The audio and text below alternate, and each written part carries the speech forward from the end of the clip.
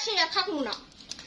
দেখতে দিব কি আবার দেখ হচ্ছে ইন্দু স্যারে কি কামটা করলো, হবাই দুইটা বিয়া বইছি, আর একটা হবাই বমু কেবল 5 লাখ 10 লাখ টাকা কামাইছি, আর একটা বিয়া বইলি 15 লাখ টাকা হইতো।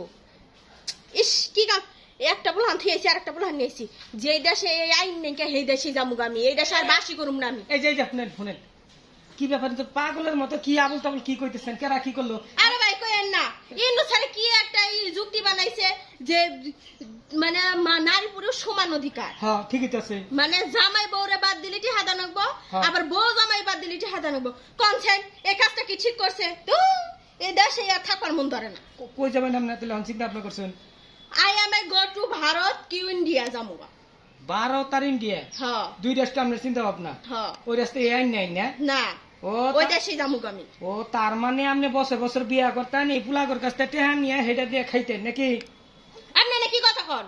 আরে জামাই ভালা না দেখে তো বাদ দেই, জামাই ভালা বলে কি বাদ দেই আমি? তাও তো কথা ঠিক আছে, তাহলে এই আইনটা আপনার কাছে মানে সঠিক হয়েছে না? না না এই আইনটা একদম ভুল হয়ে গেছে গা। এই আইনটা ভুল হয়েছে। তাহলে শুনেন, এই যে আপনি যে আইনটা আসলে ইন্নি স্যার কাজটা আসলে খুবই ভুল করছে। তার মানে আপনি যেই দেশে আইন আছে এই দেশে আর থাকবেন না? না না এই দেশে আমি থাকবই না। ওই দেশে গিয়ে আবার নতুন করে বিয়া করবেন, আবার কাবিনে টেহা নবেন, এই চিন্তা ভাবনা না?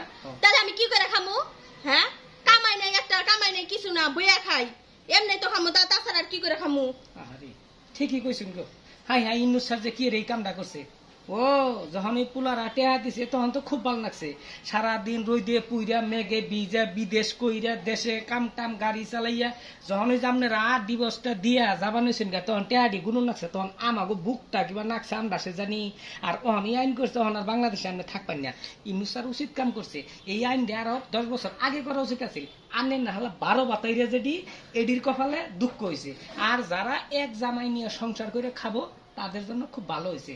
কথাটা মন দিয়ে হুনে রাখুন জানি, উচিত কথা কলি বেশি দিন থাকে না বুঝছেন, খুশি তাক করছে। গায়ে লবণের ছিটা মারে দেখছে।